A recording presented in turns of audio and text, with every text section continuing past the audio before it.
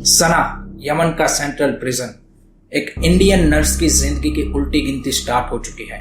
Execution date set हो चुका है 16 जुलाई 2025। नाम है निमिषा प्रिया, एक माँ, एक माइग्रेटेड नर्स, जिसको अब दुनिया एक कन्विक्टेड मर्डरर के रूप में जानता है। लेकिन क्या यह सिर्फ एक जुल्म की कहानी है या फिर सिस्टम फेलियर का जिंदा सबूत?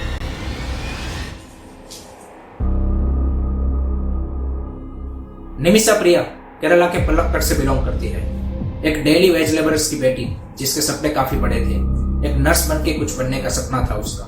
2008 में वो यमन जाती है फॉर अ बेटर लाइफ। उसके बाद 2011 में वो वापस इंडिया आके एक टॉमी थॉमस नाम के लड़के से शादी करती है।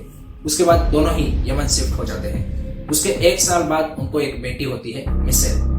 लेकिन 2014 में अरब स्प्रिंग के बाद यमन के हालात बदल गए। तालिबान जैसे ही हौती ग्रुप ने यमन की कैपिटल सनाए पे कंट्रोल कर लिया। Financial pressure and political violence ने निमिषा प्रिया को यमन में अकेला छोड़ दिया। उसके हस्बैंड एंड उनकी बेटी वापस इंडिया आ गए। एक माँ, एक ब्रेडविनर, एक फंसी हुई औरत। अपना क्लिनिक खोलने के सपने को पूरा करने के लिए निमिषा प्रिया ने तलाल अब्दो मेहदी के साथ पार्टनरशिप की। वहां के लोग के मुताबिक किसी भी फॉरेनर को लोकल पार्टनर चाहिए होता है, लेकिन यह प्रोफेशनल डील एक अब्यूज एंड कैप्टिविटी में बदल गई। तलाल ने सबसे पहले उसका पासपोर्ट छीन लिया। उसके बाद जबरदस्ती उसने मैरिटल डॉक्यूमेंट को फोर्ज किया। निमिषा प्रिया का एक क्लेम है कि तलाल उसको बार बार ड्रग्स के डोज देता था एंड उस तरह से उसको कंट्रोल करने की कोशिश करता था। उसके बाद वो अपने फ्रेंड्स के सामने सेक्सुअल फेवर्स के लिए भी फोर्स करता था एंड वहां की लोकल पुलिस भी निमिषा प्रिया की हेल्प करने में फेल हो गई।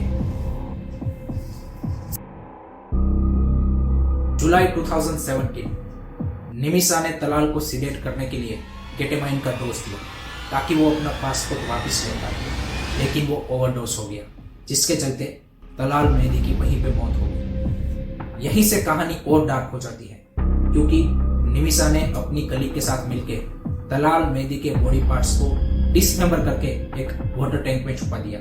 यही वो मोमेंट था कि जिसने उसके केस को दुनिया के सामने एक ब्रूटल क्राइम बना दिया।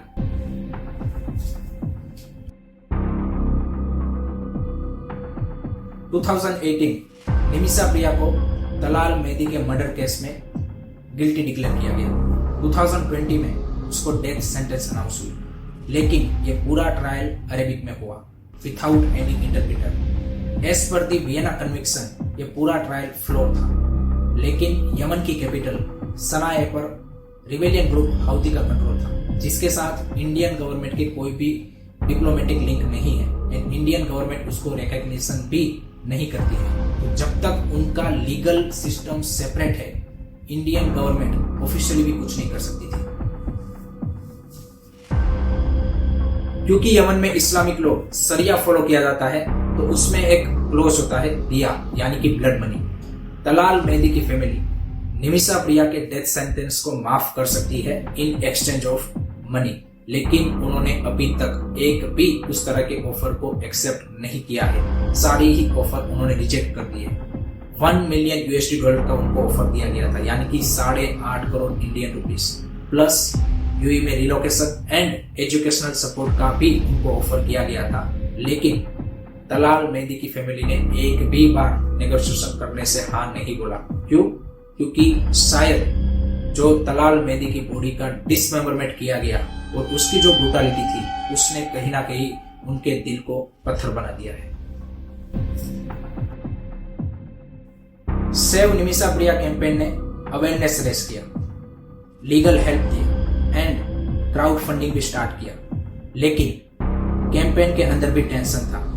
Negotiators, embassy lawyers and action council के बीच में ट्रस्ट इश्यू आए। $40,000 का लीगल फीस देने के बावजूद भी अपडेट्स ट्रांसपेरेंट तरीके से नहीं दिए गए, और इसी फ्रैक्चर्ड कम्युनिकेशन ने विक्टिम की फैमिली के सामने एक कंफ्यूज इमेज दिखाई, और शायद इसी वजह से डील और डिले हो गई।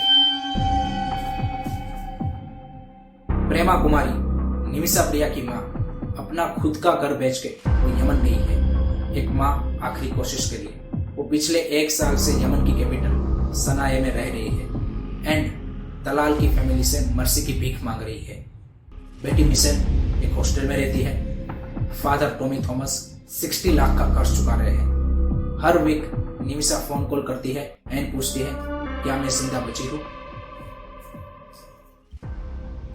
मिनिस्ट्री ऑफ एक्सटर्नल अफेयर्स का कहना है हम अपनी ओर से सारी हेल्प कर रहे हैं, लेकिन सरकार ने पार्लियामेंट में बोला नेगोशिएशन एक प्राइवेट मैटर है between victim and accused family. Government के इसी स्टांस को इमोशनल फैमिली सरकार की पीछे हट के तौर पे देख रही है, लेकिन सच ये है कि इंडिया के पास कोई भी फॉर्मल चैनल्स नहीं है सनाए में कम्युनिकेट करने के लिए। जो भी हो रहा है अनऑफिशियली बैकडोर डिप्लोमेसी से ही हो रहा है, लेकिन क्या ये इनफ है? 16 जुलाई 2025, बस इसमें अब कुछ ही दिन बचे हैं। निमिषा प्रिया की जिंदगी अब मर्सी के एक वर्ड पर अटकी हुई है। ये सिर्फ एक केस नहीं है, आईना है माइग्रेंट एक्सप्लॉयटेशन का, फ्लॉड जस्टिस का एंड डिप्लोमेटिक हेल्पलेसनेस का। जो अभी निमिषा प्रिया के साथ हो रहा है वो कल किसी और के साथ भी हो सकता है। अगर आपको लगता है कि निमिषा प्रिया को इंसाफ मिलना चाहिए देन इस वीडियो को शेयर कीजिए, पिटीशन साइन कीजिए एंड इंडियन गवर्नमेंट से डिमांड कीजिए कि एक ओवरसीज प्रोटेक्शन बिल जरूर आना चाहिए इंडिया में, क्योंकि एक कंट्री का फर्ज सिर्फ बॉर्डर तक नहीं होता।